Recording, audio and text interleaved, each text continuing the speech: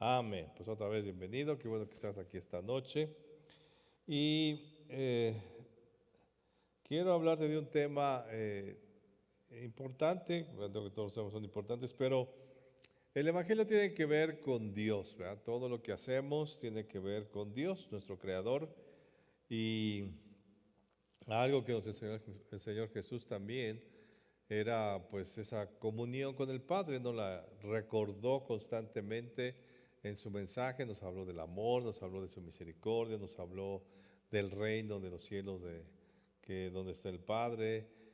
Y pues nuestra vida tiene que ver con Dios, de eso se trata el Evangelio, que nosotros podamos comunicarnos con Él, que podamos tener una relación. Dios hizo todo esto que vemos.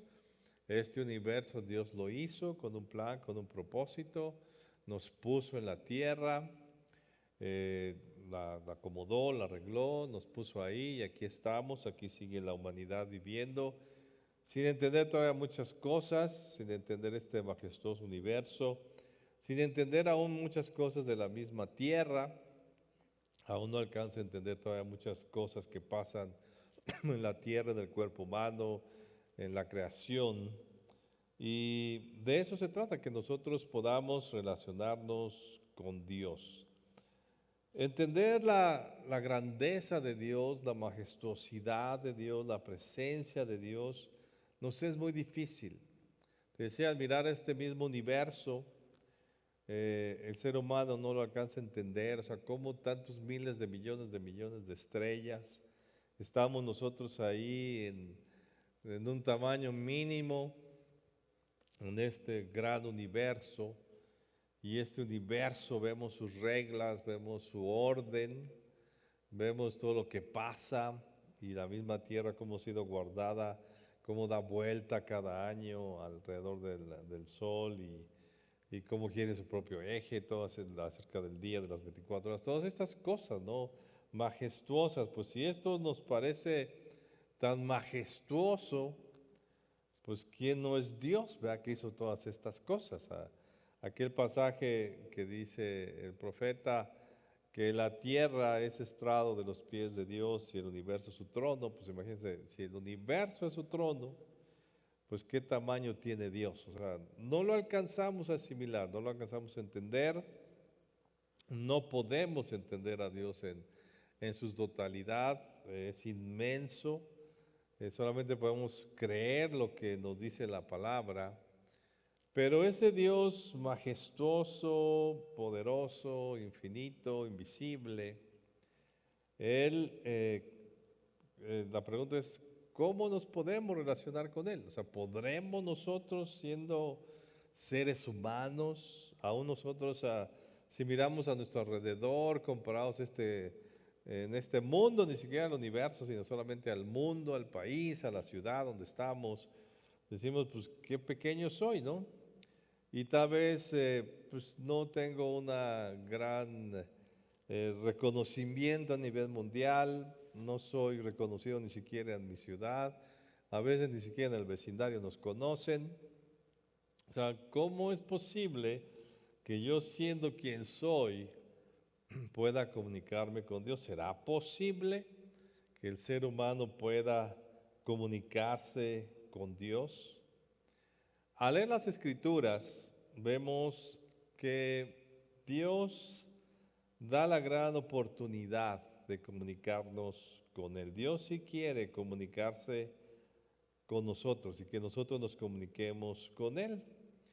Por ejemplo, cuando Dios llamó al pueblo de Israel, dice que lo llamó, lo sacó, hizo todo lo que vimos y leemos ahí en Éxodo. Y lo llama a un monte y empieza a hablar con él, con el pueblo de Israel. Pero el pueblo, al oír a Dios, tan solo su voz, tiene miedo. Y le da miedo acercarse a Dios. Y vean lo que le dice. Vamos a Éxodo capítulo 20, verso 18. Y vamos a ver qué le dicen a Moisés. Ni siquiera a Dios, ¿verdad? Se lo dicen a Moisés porque estaban realmente con mucho miedo de ver la presencia. Y una presencia, digamos, sencilla de Dios en el mundo. Y ellos tienen miedo. Y dice así Éxodo 20, 18. Todo el pueblo observaba el estruendo y los relámpagos y el sonido de la bocina y el monte que humeaba, y viéndolo el pueblo temblaron y se pusieron de lejos. Y dijeron a Moisés: habla tú con nosotros y nosotros oiremos, pero no hable Dios con nosotros para que no muramos. Y Moisés respondió al pueblo: no temáis, porque para probaros vino Dios y para que su temor esté delante de vosotros y para que no pequéis. Entonces el pueblo estuvo a lo lejos y Moisés se acercó a la oscuridad en la cual estaba Dios. Y Jehová dijo a Moisés: así dirás a los hijos de Israel: vosotros habéis visto que he hablado desde el cielo con vosotros. O sea, Dios quiere esa comunicación con nosotros.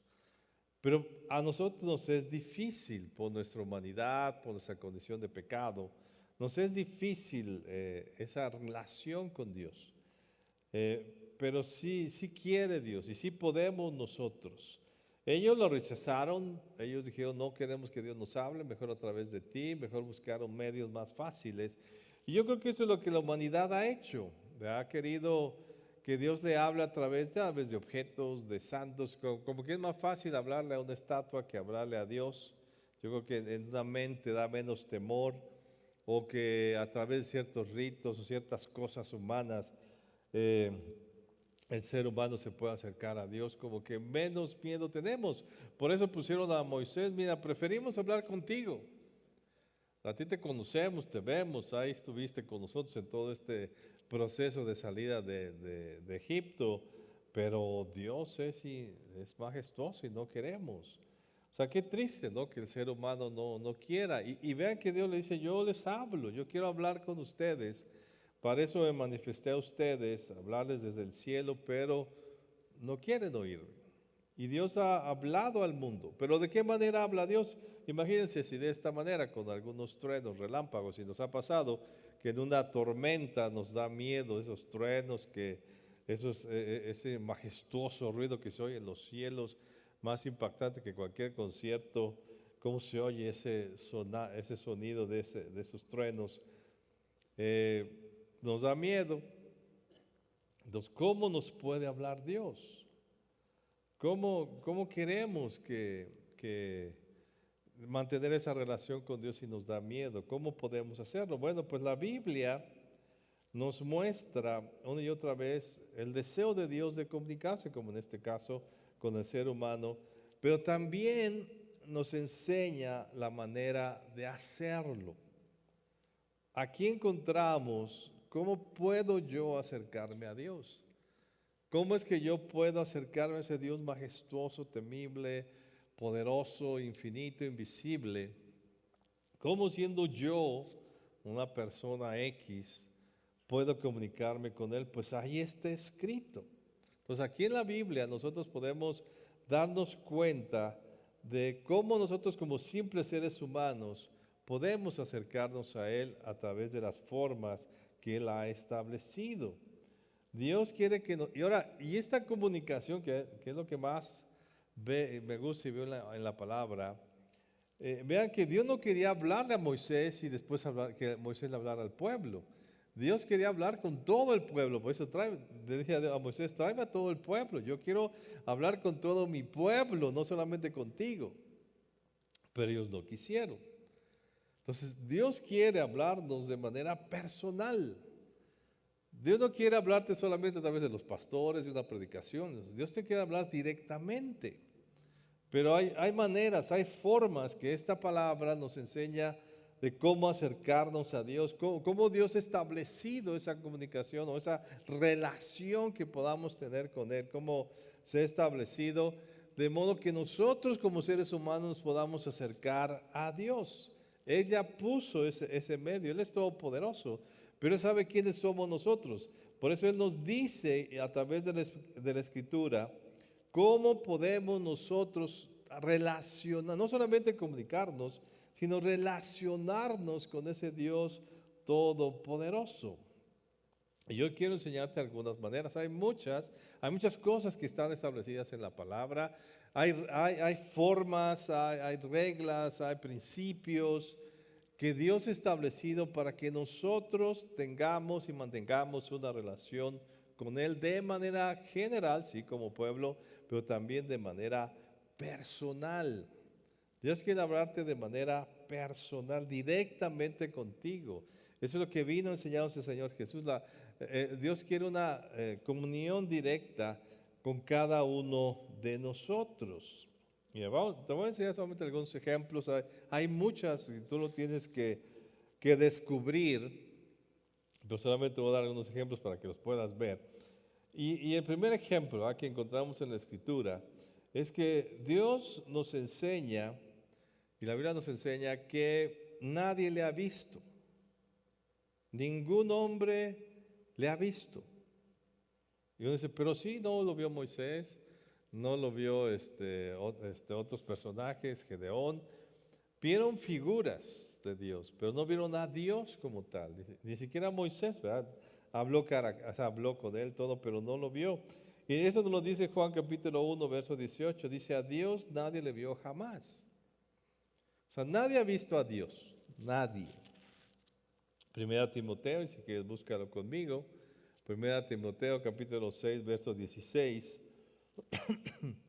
Nos dice también la Escritura, el único que tiene inmortalidad, que habita en la luz, hablando de Dios, del Señor Jesús, habita en la luz inaccesible, a quien ninguno de los hombres ha visto ni puede ver, al cual sea la honra y el imperio sempiterno. Amén. O sea, Dios no lo podemos ver, ningún ser humano, pero sí lo podemos escuchar. Y aunque no lo veamos, sí nos podemos relacionar con Él. Entonces, cuando Dios se presenta en el monte de Sión y les habla al pueblo, no vieron nada, o sea, vieron fuego y tal vez vieron otras cosas ahí impactantes, pero no vieron a Dios, oyeron, y por eso dice Dios, ¿verdad? Les hablé desde el cielo, oyeron mi voz desde el cielo y tuvieron solo miedo de la voz. Y vean lo que dice, y vamos a Deuteronomio capítulo 4, verso 12. Dice Deuteronomio 4:12, y habló Jehová con vosotros en medio del fuego, oíste la voz de sus palabras, mas a excepción de oír la voz, ninguna figura visteis. O sea, el hombre puede oír a Dios, pero no lo puede ver.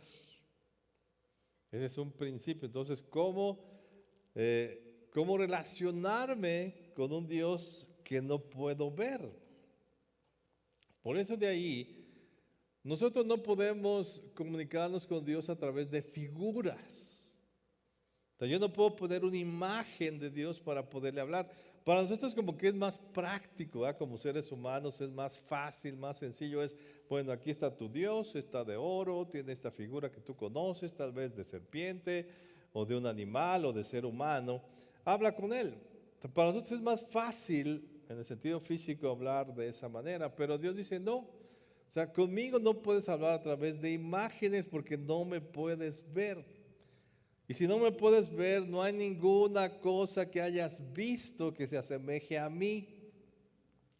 Y cualquier cosa que tú pintes o hagas escultura o hagas la figura, nunca se va a parecer a mí. Por eso la relación que debe haber entre ustedes y conmigo, y se lo dice al pueblo de Israel y nos lo dice también a nosotros, es por la voz. No necesitamos ver a Dios para tener relación con Él. Es suficiente que oigamos su voz y no se diga, esta es su voz, ¿verdad? Aquí está su palabra. Y vean lo que dice después en el versículo 15 de ese mismo pasaje de Deuteronomio 4, que dice, guardaos pues mucho vuestras almas, pues ninguna figura visteis el día que Jehová habló con vosotros en medio del fuego, para que no os corrompáis y hagáis para vosotros escultura, imagen de figura alguna, efigie de varón o de hembra, y sigue diciendo de muchas otras cosas.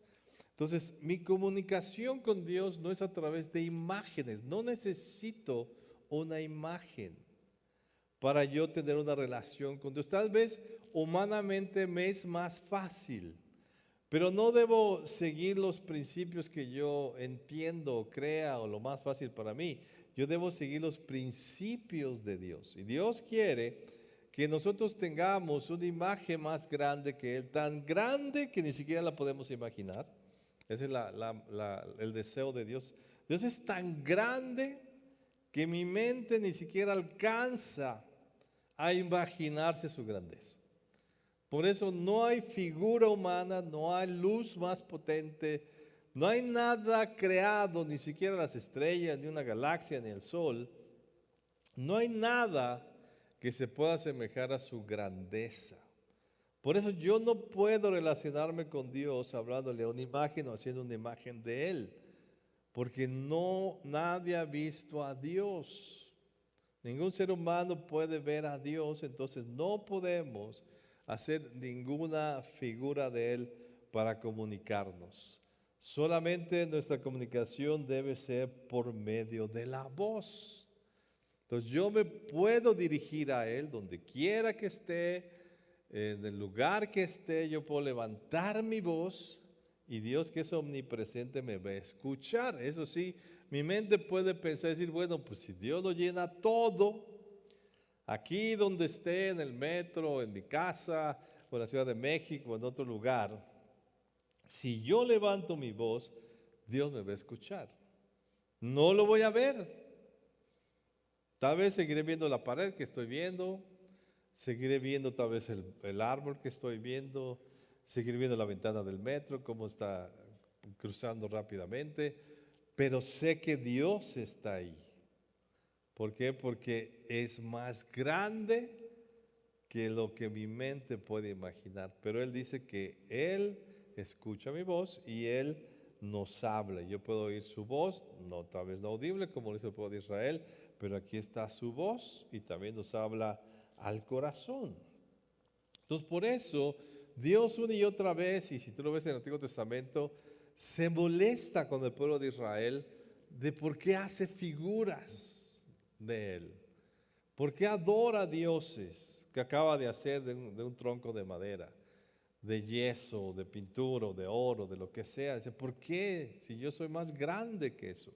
Estás limitando mi grandeza y lo que puedo hacer por ti al tener esa imagen que estás diciendo que es un Dios.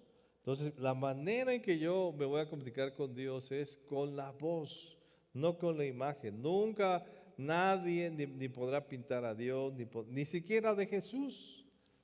¿Por qué no hay registros? Los discípulos vieron a Jesús, caminaron con él 3 años, su mamá lo vio desde que nació, tu papá también, la gente, muchos del pueblo lo vieron también. Pero ya después de que el Señor resucita, en primera ni los mismos discípulos lo reconocían cuando Él se presentaba.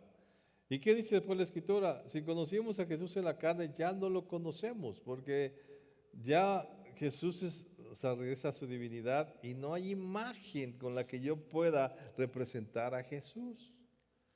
Esa figura que tenemos de ojos claros, con barba y pelo largo, no es Jesús, no sabemos cómo es Jesús.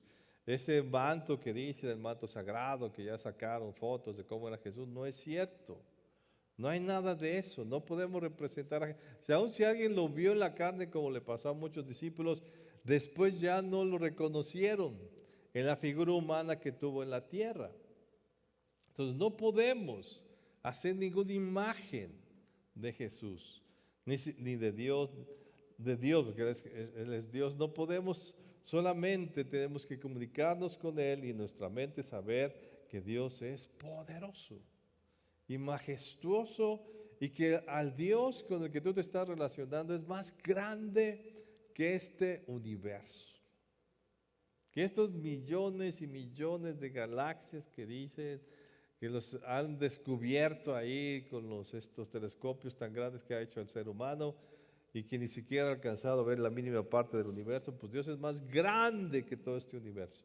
Y ese Dios tan inmenso ha decidido comunicarse con su creación, que somos nosotros, y de manera personal, pero solamente lo haremos con la voz. Y no necesitas ver a Dios, no necesitas imaginarte, solamente creer en Él, porque Dios es invisible a nosotros. Otro ejemplo, de lo que Dios quiere. ¿Cuál es el deseo de Dios hacia nosotros? Conociendo el corazón de Dios, ¿verdad? ¿Cómo es Dios en su deseo hacia nosotros? Vamos a Jeremías capítulo 29, verso 11. Te voy a leer la versión Nueva Traducción Viviente. Y aquí Dios, o sea, Dios también nos revela su carácter en la Escritura, en la Biblia. Y a través de muchos pasajes tú puedes saber lo que Dios desea de nosotros. Y Dios es inmutable, ¿verdad? Dios no cambia. A veces hay muchas parejas, ¿verdad?, que fueron al altar y se juraron amor eterno y lo creyeron, y después de los años cambiaron de opinión. Dijo, no, pues siempre que ya no te quiero, me voy con otra persona. Entonces cambiamos, ¿verdad? O el niñito ese que su papá era Superman para él y crece y ya ni lo quiere ver en pintura al papá. O sea, el ser humano cambia de opinión, cambia sus sentimientos, cambia todo y no es confiable. Pero Dios sí es confiable. Y lo que Dios dice siempre va a sentir. Él es inmutable. ¿Y qué nos dice acerca de un sentimiento, o sea, un deseo hacia nosotros? Solamente uno. Hay muchos que menciona la Escritura, pero quiero hablarte de este. Jeremías 29:11 dice, porque yo conozco los planes que tengo para ustedes, dice Dios, afirma el Señor, planes de bienestar y no de calamidad, a fin de darles un futuro y una esperanza. ¿Sabes? Este es el deseo de Dios por la humanidad entera. Y no se diga por su pueblo. El deseo de Dios, su plan, su corazón, es hacernos bien y darnos un futuro y una esperanza. Ese es el deseo de Dios. En eso puedes estar seguro.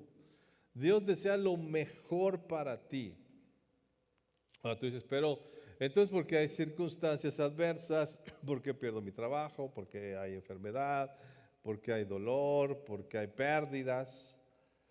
Bueno, muchas veces pues hay pecado, ¿verdad? El pecado puede traernos consecuencias, que ya lo dice la Escritura, y de esas consecuencias vino precisamente el amor de Dios por nosotros y mandó al Señor Jesús para que perdonara nuestros pecados y pudiéramos ser libres de esas consecuencias. O también pues las circunstancias, ¿verdad?, que hay en la tierra. Pero Dios quiere lo mejor, ¿verdad?, lo mejor para nosotros. Eso debes estar seguro. Dios nos hizo para hacernos bien, no para hacernos mal. Dios nos hizo para castigarnos. Y uno dice, no, pero ¿por qué el sufrimiento del mundo? Es porque el mundo es pecador, ¿verdad? Pero Dios desea lo mejor, desea nuestro bien. Y también es bueno aún en las circunstancias favorables, no se diga. Pues decía, ¿verdad? El pecado pues trae consecuencias y también abre puertas a un enemigo, porque si hay un enemigo que por Adán y Eva y lo que pasó, pues ahí está presente en la vida del ser humano, que es Satanás, porque abrieron puertas para el pecado. Entonces ese enemigo pues va a hacer mal y nos va a atacar y va a querer hacer estragos, pero Dios quiere nuestro bien y nos va a ayudar. Y además en su gran misericordia, o sea, si Dios busca nuestro bien y busca lo mejor para nosotros, en cualquier circunstancia, lo dice la Escritura, a los que amamos a Dios, absolutamente todas las cosas nos ayudan para bien. Entonces, toda circunstancia, aún el mismo pecado y las consecuencias del pecado que nos traen, Dios en su gran misericordia lo va a usar para tu bien, porque Él quiere lo mejor para ti. Pareciera que es difícil, pero no, mira, vamos a Job capítulo 33, verso 13. Te voy a leer otra vez la versión de la traducción viviente. Y aquí nos describe la palabra, qué es lo que Dios intenta cuando vienen circunstancias adversas, cuál es el deseo de Dios, que no se contrapone a este que leíamos en Jeremías. ¿Qué dice Job 33, 13? Así que, ¿por qué presentas cargos contra él? ¿Por qué dices que no responde a las quejas de la gente? O sea, le está diciendo a Job. Y si hay gente que dice, no, pues Dios ni me escucha, Dios ni me hace caso. Y pueden muchos cristianos van a pensar eso, no, yo ya le pedí, ni me hace caso Dios, y ni me contesta, yo sigo sin trabajo, sigo con problemas, sigo lo mismo, y le echamos la culpa a Dios que es injusto. Y podríamos pensar, ¿verdad?, que Dios es malo cuando no, o sea, los pensamientos de Dios son de bien, o que pudiéramos Dios tener pensamientos de mal contra nosotros, no. Los pensamientos de Dios son para bien. Las consecuencias del pecado es otra cosa, pero el deseo de Dios es que nos vaya bien. Verso 14. Pues Dios habla una y otra vez, aunque la gente no lo reconozca. Aquí está hablando Dios, ¿verdad? Dios nos habla. Se habla en sueños, en visiones, en visiones nocturnas, cuando el sueño profundo cae sobre las personas mientras están acostadas, susurra a sus oídos y las aterroriza con advertencias. O sea, Dios nos da advertencias. Esas circunstancias adversas que vives y que tienes son advertencias. Y lo vemos con el pueblo de Israel. Dios le daba advertencias y advertencias, le pasaba una cosa pequeña. Si no te pones bien, te va a pasar algo peor. Y le venía algo más grande, y le venía algo más grande, y le venía algo más grande, y le venía algo más grande. Pero son advertencias para precisamente que no nos venga ese mal.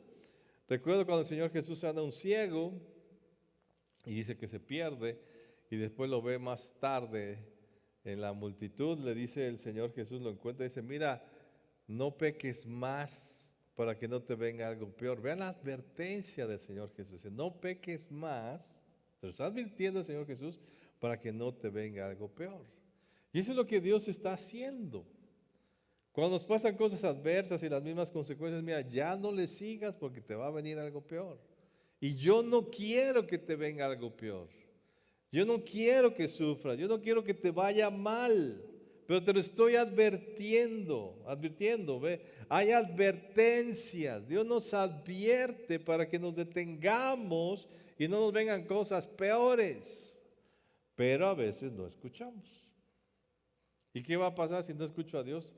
Me va a venir algo peor. Me va a venir algo peor. Y Dios no quiere que te pase eso peor.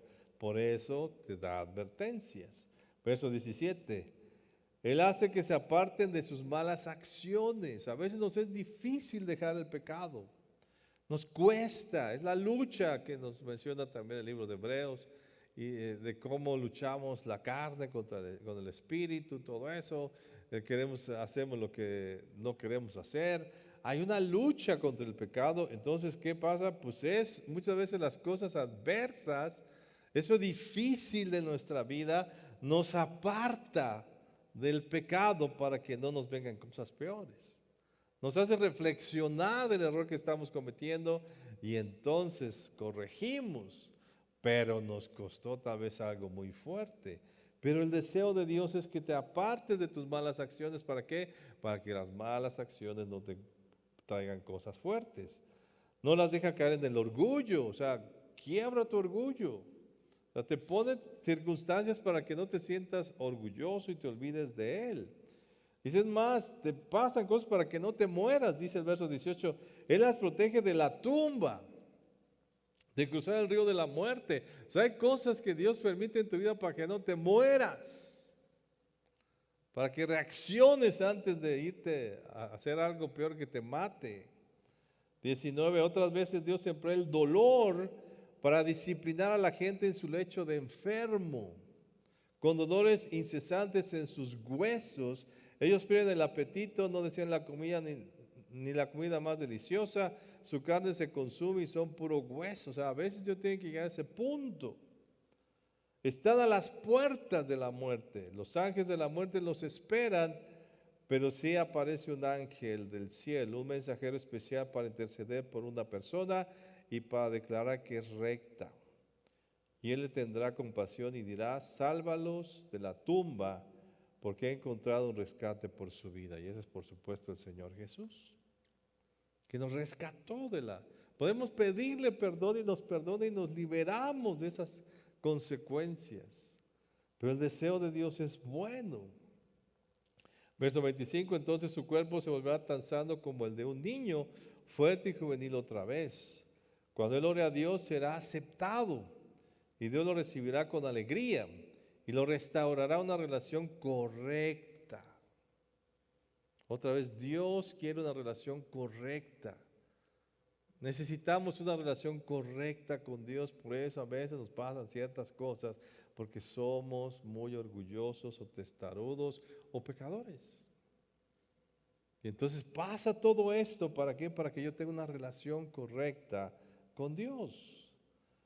Dice, y después de eso dice, declarar a sus amigos, pequé y torcí la verdad, pero no valió la pena. Entonces, hasta que nos damos cuenta del error. Porque decimos, siempre nos justificamos regularmente el pecado. Pero a veces nos da tanto el dolor y tanto el sufrimiento que decimos, sí Señor, pequé, reconozco. Y es ahí cuando Dios puede actuar. Dios me rescató de la tumba y ahora mi vida está llena de luz. Hemos oído testimonios, ¿verdad?, de sanidades. Así es, Dios actúa de esa forma una y otra vez por las personas. Una y otra vez por las personas, no por los cristianos, por las personas. Por toda la gente. Porque el deseo de Dios es bueno por la humanidad. Así, aunque tú veas todas las cosas. Pero Dios desea lo bueno y Dios desea que el hombre corrija. Por eso este mensaje de salvación, todo lo que el Señor Jesús hizo, nos mandó a predicar el Evangelio precisamente para que la gente se dé cuenta y reaccione. Verso 30, Él la rescata de la tumba para que disfruten de la luz de la vida. No solamente de la vida eterna, para que disfrutes la vida en la tierra. No solo la eterna. Muchos dicen, no, ya me fui tan mal, que bueno, ya cuando me muera descansaré en la vida eterna. No, Dios quiere que descanses desde ahora y que disfrutes tu vida en la tierra. Ahora, qué difícil me va a ser acercarme a Dios creyendo que desea mi mal. O sea, no me podré acercar por el mismo temor. ¿Qué pasó con el pueblo de Israel? No es que si oímos a Dios nos vamos a morir. Y no se iban a morir, por supuesto que no, pero ellos pensaban que el acercarse a Dios era mal, que Dios tenía pensamientos de mal. Ese es un grave error que la gente lo piense. Y mucha gente, cuando predicas el Evangelio te topas con esas personas. No, es que, ¿por qué Dios mata tantos niños en el mundo? ¿Por qué me pasó esto en mi vida? ¿Por qué perdí esta persona? ¿Por qué mi hijo se murió a tan corta edad? Y entonces le echan la culpa a que Dios es malo. Pues no se acercan, porque piensan que Dios es malo y no lo es. Dios, detrás de todas esas cosas, está buscando que esa persona le busque y sea diferente. Dios tiene pensamientos de bien para nosotros. Esa es la manera en que tú debes vivir tu vida cristiana. Cualquier circunstancia adversa que vivas y que estés experimentando, Señor, pero Dios desea lo mejor. Si me está pasando esto, no sé, tengo que entenderlo, ayúdame a entenderlo, a comprenderlo, pero tú deseas mi bien. ¿Sabes? Y eso está en el libro de Job. Y ese fue el error de Job. Pensó que Dios le estaba deseando ese mal. Él pensó que Dios estaba deseándole ese mal y no. Dios tenía un propósito bueno con eso, liberarlo de su pecado. Entonces, ese es Dios, podemos entrar confiadamente en la presencia de Dios sabiendo que todo lo que tú le pidas a Dios va a ser para bien, porque Él tiene pensamientos buenos de ti. Porque a veces pensamos, no, es que tal si Dios me quiere castigar y que no, Dios quiere lo mejor para ti. Y todo lo que pasa en tu vida siempre será para bien tuyo. Y Dios lo va a usar para bien, como dice la Escritura. A los que amamos a Dios, todas las cosas nos ayudan para bien. Y por último, otro ejemplo que nos da la Escritura, y el Señor Jesús nos lo da. ¿Para qué sirve la casa de Dios? ¿Para qué sirve este lugar? ¿Para qué sirve la iglesia? La iglesia, el templo, es para buscar a Dios. Ve lo que dice Lucas 19:46, diciéndoles, escrito está, mi casa es casa de oración. ¿Qué es la oración con Dios? ¿Sabe? La iglesia es para comunicarnos con Dios. De eso se trata. Por eso aquí no es un club social, no queremos enseñarte matemáticas, no somos una escuela, no queremos que te la pases bien, o sea que, bueno, ya tiene el hermanito 70 años, pues bueno, vente a jugar dominó para que no te aburras. No. La iglesia no es eso, ahí el gobierno te pone lugares para que te vayas a jugar dominó si estás aburrido. Tampoco es para conciertos, ahí el mundo hace conciertos, para que vayas y veas a esos cantantes y el show y todo. Pero aquí es para casa de oración, para buscar a Dios. Para eso se trata la iglesia. No es un centro de entretenimiento, no es para eso la iglesia. La iglesia es para que nos comuniquemos con Él. Y ok, no es el edificio, es cierto, pero sí somos nosotros. Cada vez que nos reunimos con el deseo de buscar a Dios es para algo espiritual.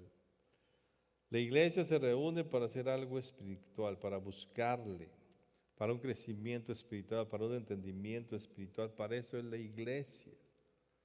Ese es el objetivo. Por eso Dios permitió levantar el tabernáculo y después le permitió a Salomón hacer el templo. ¿Para qué? Para que la gente tuviera un lugar en donde buscar a Dios físicamente, le diera ese entendimiento de algo físico, que es algo espiritual. ¿Y qué pasaba en el tabernáculo? Tú lees ahí en Éxodo, Deuteronomio, cosas espirituales tan majestuosas que Dios bajaba y la gloria de Dios se manifestaba, y lo mismo pasó en el templo. Entonces, para eso es la iglesia, no es para entretenernos, no es para divertirnos, no es para que, me gusta y no me gusta, eso no me gusta, esto sí me gusta, no, es para que yo edifique mi vida, para que yo glorifique a Dios, para que yo le busque en oración, para que yo le sirva a Él, para que yo ejerza mis dones y más gente le conozca y más gente aprenda de Él y más gente se acerque a Él. Para eso es la iglesia. Y no debemos perder el sentido. Por eso el Señor se molestó cuando ellos empezaron a usar el templo del centro de cambio y venta de animales, que eran para el templo, pero no era el significado de. Y tristemente en muchos lugares ya se ponen hasta a bailar o hacer noche de disco para los jóvenes. En la iglesia no, o sea, entonces está perdiendo el sentido. Por eso se molestó el Señor. No se molestó porque vendieran o que ganaran dinero, se molestó por lo que estaban haciendo en la casa. Tal vez si lo hubieran hecho afuera, bueno, otra cosa, pero no adentro, porque se pierde el sentido de lo que es la casa. La casa de Dios es para un crecimiento espiritual. A eso venimos a esta casa. Por eso te exhortamos constantemente, ¿verdad? No vengas aquí a ver el teléfono, no vengas aquí a buscar a tus amigos solamente, ven a buscar a Dios. Porque ese es el sentido de la iglesia, es la casa de oración, es el lugar, la congregación, y no el mismo edificio, sino nosotros cada vez que nos reunimos en una casa de vida, en ese momento en que se reúnen ya es un centro de oración. Y no es para divertirse, ni es para comer, es para buscar a Dios, para hacer algo espiritual, para el mensaje, para la administración, para que haya un lugar donde Dios se pueda manifestar. Es la forma de comunicarnos con Dios a través de su casa. Él lo estableció de esa forma, de la iglesia. Ahora es la iglesia y tú ves en el libro de Hechos todas las acciones espirituales, y eso que no estaban en el templo, sino pasaban en las casas, pero que pasaban cosas tremendas. Porque estaban buscando a Dios y bajaba la gloria de Dios y temblaba el lugar. Y Dios contestaba las oraciones que hacían en esos lugares. ¿Por qué? Porque ese es el significado. La casa de Dios es casa de oración, es casa de búsqueda de Él. Es donde vamos a desarrollar nuestra vida espiritual. Por eso te damos clases de la Biblia. Te damos clases de todas las cosas espirituales para que tú crezcas. Esa es nuestra relación con Dios. La manera en que nos relacionamos con Dios. Y hacer muchas más. que Dios quiere enseñarte. Y mira, Dios establece las cosas, no nosotros. No es a tu imaginación, no es lo que tú crees que Dios te escucha, la manera en que Dios te escucha. No son tus sentimientos los que van a determinar tu relación con Dios. No es ni siquiera tu necesidad, ni tu desesperación, y voy a gritar a ver si Dios me escucha. No, es la manera que Él ha establecido. No es a tu ocurrencia, no es a tu idea, sino la manera en que Él nos enseñó, porque Él estableció las cosas. Y aquí nos dice cómo yo me puedo relacionar con Dios cada día de mi vida. ¿Cómo puedo escucharle? ¿Cómo puedo mantener una relación profunda con Dios? Esto me dice la Escritura. Hay muchas otras cosas. Solamente te di un ejemplo esta noche. Pero hay más cosas. Búscalas. Y sigue los principios que la Biblia te enseña de cómo acercarte a Dios, de cómo relacionarte, no a lo que el mundo dice, no a lo que tu mente dice, no a lo que tu necesidad dice, no a lo que tus sentimientos dicen, sino a lo que Dios establece en su palabra. Qué bueno que tenemos su palabra ahora. Y de esa manera nosotros podemos relacionarnos con Él. Y el Espíritu Santo está con nosotros para ayudarnos en esa relación. Increíble, ¿verdad? Como un ser tan pequeño como nosotros, y ya ni siquiera en la tierra, sino todavía de la tierra, un X, ¿verdad? De la tierra no somos influencers, creo que aquí no hay ningún influencer, no somos reconocidos, nadie salió hoy en el periódico, en el sentido de famoso, o diste autógrafos hoy porque alguien te salió en la calle. Pues no somos gente ordinaria. Y aún así Dios nos habla. Y Dios quiere una relación con nosotros. Y estableció medios de comunión. No seas como el pueblo de Israel, que digas, no me hables, Dios. Es lo que le dijeron a Dios. No me hables. Mejor que me hable Moisés. No vayas a decir eso y decir, Señor, no, mira, pues que el pastor busque a Dios y tú me hablas. Ya me hablas tú a través del pastor. Que el maestro de la clase le estudie. Yo no voy a estudiar, hay lo que me dé él. Qué triste que pierdas esa gran oportunidad, porque la comunión la quiere tener Dios contigo de manera personal. Cierra tus ojos un momento.